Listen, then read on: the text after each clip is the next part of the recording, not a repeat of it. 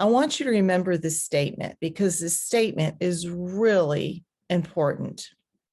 Taking care of yourself is the most essential piece to any and all strategies along the ASD journey.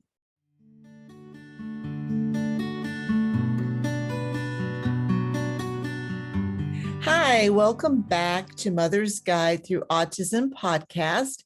I'm Bridget Shipman, your host, and today I'm going to be talking about when you first get that diagnosis, when you first actually have the diagnosis confirmed. Now what? What are some steps you can take to begin this journey of autism? I know that hearing those words are very difficult, but this question, that I get it a lot. My child was just diagnosed with Autism Spectrum Disorder, ASD. Now what? It can feel like a blast of overwhelm. So whether you have suspected that your child is living with ASD or you had no idea, either way, once that diagnosis is confirmed, there are a couple things that can happen. Like I said, overwhelm, you just get flooded with complete shock and overwhelm and instant grief. You may even feel, for some of you that have suspected for a while, a little bit of relief because you now know what you're dealing with. You now know that what you have suspected for a while is in fact what's going on with your child, and things begin to make sense. So either way, it is difficult to get a diagnosis like that confirmed. Because I can remember when Joseph was, we suspected, but there was no more denying it when I first had Joseph diagnosed. And back then, diagnosis, this was in, the early 90s when Joseph was diagnosed when he was like 3 years old. And so the way they went about getting diagnosed and the diagnosis was different. So there was Asperger's, there were many different kinds of autisms that your child could be diagnosed with. And for us, Joseph was diagnosed with pervasive developmental disorder, not otherwise specified, which is PDD NOS. And what that simply meant was that, yes, your child is on the autistic spectrum. Yes, he has many delays, and yes, he has many gifts that come along with that, hence the word pervasive. So once it was in black and white and it was confirmed, there was no more trying to prove, right, that my son, in fact, was not autistic. So why was this such a blow for me? I think some of the overwhelming and painful thoughts that flooded me was that, wow, I heard the word autism. My child has a lifelong disability. What does this mean? What's going to happen to my son? Overload of fear for his future overwhelmed me. I didn't know what this was going to look like. And when there's so much overwhelm and uncertainty, fear does take over. So I thought to myself, now what? Now what am I going to do? And I just started trying to process what was happening. And what I processed was that this was going to change everything for myself, for my son, for my family. I didn't know what it was going to look like, but I knew that it was going to be more challenging than I didn't plan for this, right? I didn't sign up for this. I didn't apply for this job, but here I was. I was in charge of finding answers, I felt like, for my son anyway. And some of you are going to be able to relate to that. I will say that I put myself on the back burner. And I didn't even consider myself. And my hunch is that a lot of you listening to this are going to be able to relate to that. I just went into finding answers for my son, finding ways to help my son. That's all that I focused on. I didn't focus on my pain, my grief, my heartache. I didn't focus anything on myself. So as you begin to advocate, because once you become a parent, you begin to advocate whether you're for your children, whether they are living with a disability or if they're neurotypical, it doesn't really matter. We all advocate for our children. But advocating for a child with a disability feels bigger because it is. There's more to advocate for, so much research to be done. And I feel like when you begin advocating for your child, there is a spectrum to that too. And what I chose for my son was advocating 24/7, every day, all day. Even when I had a break, I didn't take a break. And I just, like most of you, wanted to find ways to help my child. So I went to work, and I will say that advocating at that level, which I'm sure most of you are advocating on, it requires a lot of strategy. And so that's why I want to spend some time today just taking small steps towards moving forward at the beginning of your autism journey. So this is pretty fresh. And yeah, I do get that question a lot, because what do you do first? So you start sorting through resources. And certainly I did that as well. And questions like, okay, what are the best therapies going to be for my child? Where do I go for therapy? Who will be the provider of the therapies? How do I find all this? And is there an educational facility for my child that will serve my child?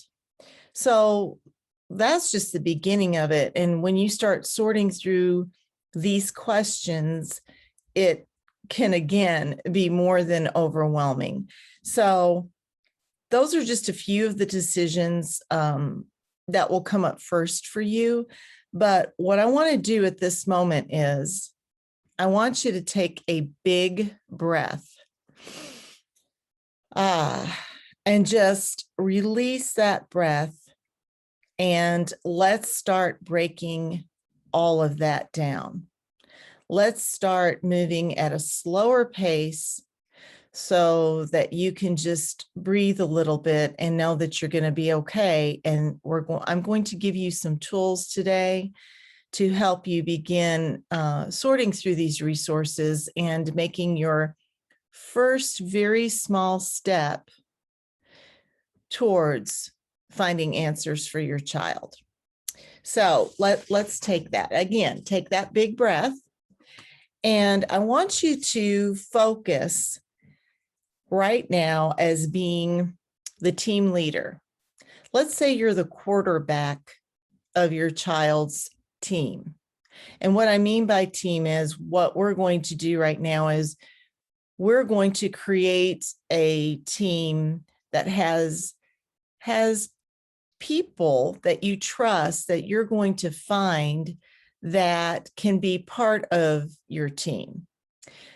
My team, me being the quarterback of my team name was Team Joseph, because this team was going to work around and work together to create strategies to help my son. And so let's begin there.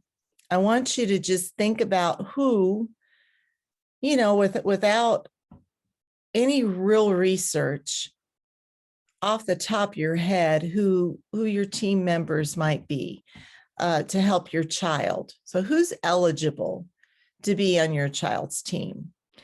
So if you're driving and listening to this, I want you just to take it in, listen, and then later when you're home, you can go ahead and write your answers down and do this exercise that I'm going to do with all of you right now. So if you are home and you're able to grab something to write with, go ahead and do that, because what we're going to do right now, we're going to start creating your team. First thing we want to do is name your team. Again, as an example, my team is Team Joseph. So name your team. Now, let's think about some crucial therapies that your child needs, like right now. So we're not going to get too far ahead of ourselves. We just need to, I want you to look at your child and ask yourself, what are the therapies that my child needs the most? So I'm going to give you some examples of some therapies. These may not be the ones for your child, but I'm going to just give you an example to get you started. So it could be speech therapy. That could be a therapy that your child will benefit from right now, right? Mostly. Also occupational therapy, play therapy. So those are 3 examples of some therapies that your child might benefit from the most today. So once you have at least 3 therapies, not any more than that, because you don't want to get overwhelmed, that you feel like your child could benefit from the most today, then I want you to ask yourself, is there an educational facility in your area that can provide childcare and therapies for your child? Both. So just think about that for a second. You may need to take another big breath, and that's okay, because I want you to slow down. This is not overwhelming. This is just beginning to brainstorm what's best for your child in this moment. So once you've answered that question, is there an educational facility that is available to my child for therapies and childcare?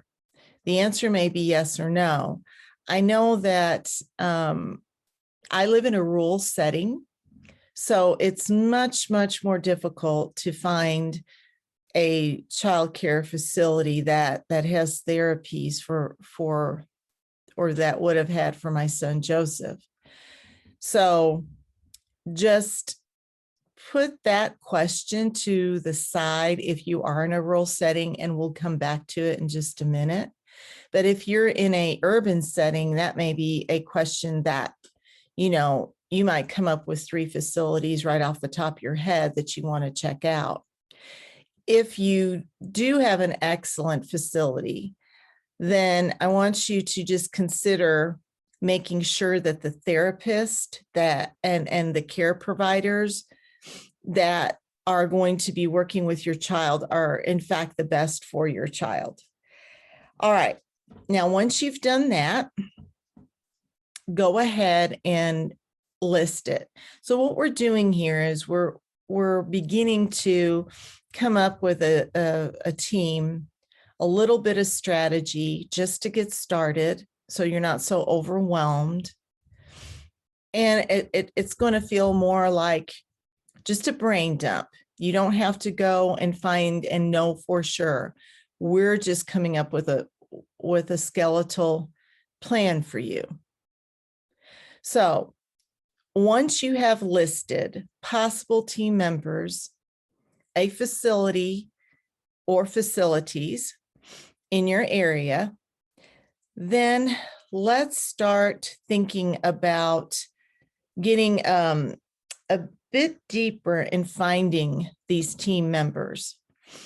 Again, if you're in a rural setting, I don't want you to worry that there won't be any excellent candidates for your team, because I was, and again, this is back in the 90s, very limited in facilities and resources, but I found the very best caregivers, the very best caring facilitators in my small town. So don't worry, they're out there. So how do you begin finding these people? It's very, very overwhelming, but you just start with a teacher friend that you might know, or hopefully there's a support group in your area that you can reach out to. If not, I have a private Facebook group that is a support group called Mother's Guide Through Autism that you can certainly join. So start networking and just start asking parents, teachers, friends, professionals in your community, and just start. Once you get that list, once you get these names, just start talking to them. And remember, you want these candidates for your team to be right for your child. So everybody has a different experience, and everybody's child has different needs. So I wanted to make sure that I found a good fit for Joseph, for his team. So don't hesitate to interview these people and make sure that they're a good fit for your child. Remember, you're the quarterback, you're the team leader, and your child is going to need a caring team that's best for them. So as you begin advocating and you begin putting this team together, just remember that you can keep looking and networking until you find the right person for your child. Is it a challenge? Yeah. Yes. It is a challenge. Even if you're in an urban setting, it can be a challenge, because finding the right fit for your child is like finding the right doctor. Not all doctors are a fit for us. So just interview them, see how they see things, how they administer the therapies that your child needs the most. And as I have talked about before, go to your internal compass and see how it feels. If something doesn't feel right, listen to that feeling. I had talked about your internal compass in the previous podcast. And so I want you to apply that tool as you're putting your team together and you're finding the therapists and the facilitators that are going to be working so closely with your child. It's very important for you, the quarterback, to be comfortable with who's going to be working with your child. So use that internal compass. Once you have your team put together, you have the facility, you have your therapies that are going to be most essential for your child today, and you have found the facilitators or the therapists that are going to be working with your child. I want you to then remember that your child is on this team too. Both you and your child are team members. So you want to take some time with your child and help prevent some meltdowns. So transitions are essential. As you find this new facility, take the time to walk your child through what their day, their schedule, the schedules are going to be, have your child be introduced to your therapists or your facilitators before they begin working with them. And what I like to do with my son Joseph is I prepared him daily. So an overview, meeting the therapist, going through the facility is very, very important. But these daily reminders for your child to take place will really help them feel comfortable. They won't feel as stressed out. So I told Joseph in detail each day before I dropped him off what his day was going to look like. And I made sure that I communicated closely with those facilitators or therapists to make sure that if there was a change, that Joseph was prepared for it. So transition time is key, especially at the beginning when your child is unfamiliar with their new setting. It's going to just help your mornings, your days go so much better. And depending on what age your child is, Joseph loved books, and social stories worked really, really well with him. So, and don't be shy. Don't hesitate as a team quarterback to ask these therapists and professionals and facilitators to help you prepare your child. So each child is different. Joseph had a lot of meltdowns if he was not prepared for his transition. So make sure that you have that in your back pocket. It's going to alleviate a lot of stress for you. I want to emphasize as you move forward now, as your team is forming, that you are the most important team member other than your child. So let's talk about you, the quarterback, for just a minute. I want you to remember this statement because this statement is really important. Taking care of yourself is the most essential piece to any and all strategies along the ASD journey. I'm going to repeat that because I want you to really, really absorb it. Okay, taking care of yourself is the most essential piece to any and all strategies on the ASD journey. I had mentioned earlier that I put myself on the back burner. I didn't even consider myself.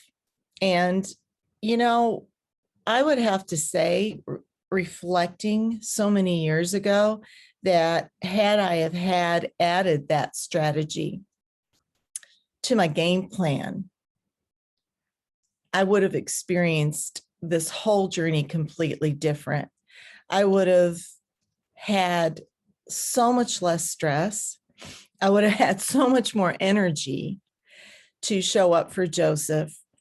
And I wouldn't have felt exhausted all the time. So I've learned this important lesson, and really it's a mission of mine to pay this lesson forward.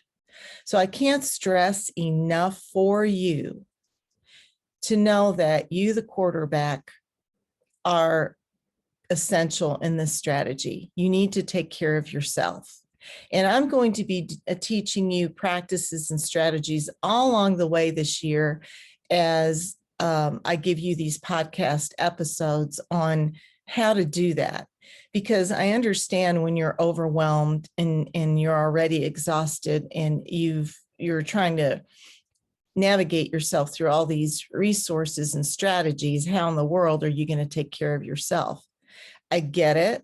I've been there and I understand it. And that's why I know that this is essential. This is really, really, really important for you to put at the top of the list of strategies for your team, for your child. And as you lead these therapists and facilitators to help your child with their therapies, you need to take care of yourself. So I will discuss advocacy as we go along these podcast episodes this year and in future blogs as well. But for today, I want you to take a breath. And as you begin to create your team, whatever you've named your team, just do it one small step at a time. Remember to take those big breaths. Remember, if something feels too big, make it smaller. So if navigating through these resources feels like really, really stressful for you, then make it smaller.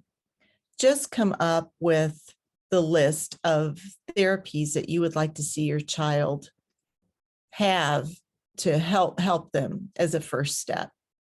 Whenever the step feels too big, you want to make it smaller so that the overwhelm doesn't consume you and that you can move forward and be able to listen to that internal compass as you make all these decisions for you, your child, your family, and also to be able to facilitate your team as a quarterback. Your first tiny step today is going to be to do something kind for yourself. And my hunch is that you will want to skip this step just like I did. I know that may come up for you. Some of you are maybe all in with self-kindness and doing something kind for yourself, but my hunch is that most moms struggle with this tiny step being the first step for sure. I want you to remember, though, that you're the most important team member other than your child. So as your first tiny step today, I want you to do a small act of kindness. Write it down, absorb it, and then go do it for yourself. Once you incorporate those tiny, small steps of kindness for yourself, you'll have more energy to be a strong, consistent quarterback for your child's team. I hope this episode gave you some strategies to begin with. I know that this helped me a lot. And again, I'm paying it forward to you all as I've been on this autism journey for almost 30 years now. So if you were driving, you can listen to this again. I'll be back with another episode, and I'm going to continue the discussion of how to incorporate kindness into your daily life. Stay safe, be well. I'll see you next episode.